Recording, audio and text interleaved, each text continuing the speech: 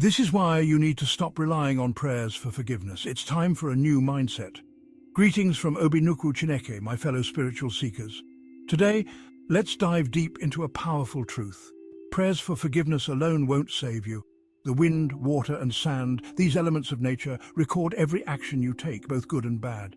You see, true peace and salvation come not from words, but from actions. You can't harm others and expect forgiveness to wipe the slate clean. The universe doesn't work that way. The wind, water, and sand are the ultimate witnesses. They know your intentions and actions, good or evil. So instead of relying on forgiveness, focus on kindness.